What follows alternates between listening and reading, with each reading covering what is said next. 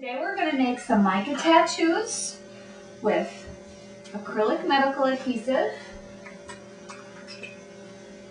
fire opal Swarovski crystals, and 3 different colors of mica. I have orange juice, gold, and copper.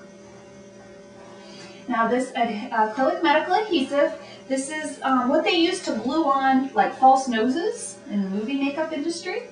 It's completely skin safe, but it sticks really, really well, especially to small particle things like the mica. It lasts, probably about a week if you're really careful. Now some other tools we have here, I have a makeup brush or 2. And I apply the adhesive right out of this bottle. And I keep a spare tip and cap handy, just in case it gets clogged. But usually if you keep a pin tucked down in there when you're not using it, that'll keep the tip free of clogs. Some people prefer to use a paintbrush to do this. A nice synthetic hair brush works pretty well. I don't like to do that though because it gets all gummy, and when you use something strong to rinse the glue out of the bristles, then that loosens the glue that holds the bristles in, and you end up ruining your brushes in the long run. So I like to use the bottom. Some people will use a comb with a terribly small tip, and that works just great. We're going to go ahead and start very quickly and gently. You don't really even have to squeeze. Drawing on Addie with our glue.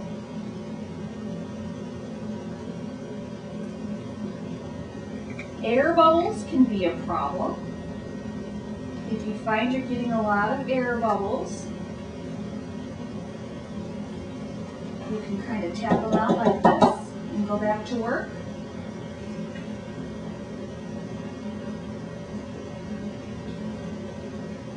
You don't really even have to squeeze.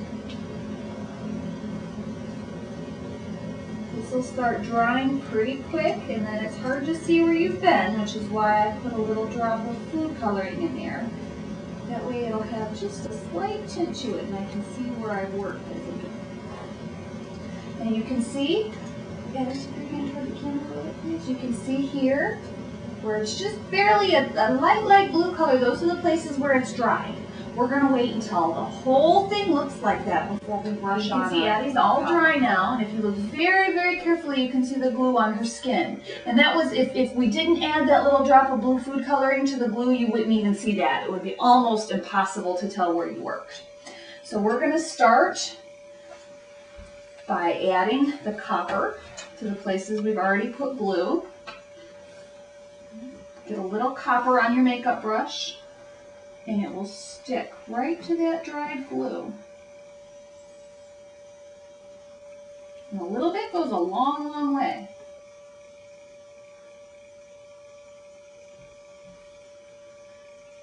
Okay, there, we've got all the copper on now.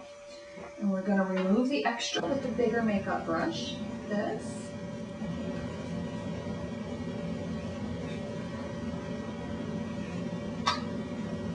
Okay, now just like we did with the copper, we're going to add the orange juice colored parts. Just a little bit on our makeup brush, kind of press it in there and brush it over.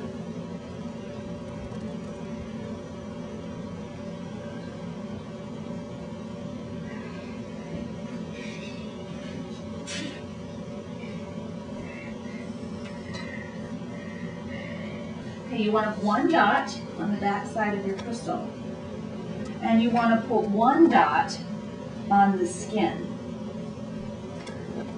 and wait for both to dry before you attach it.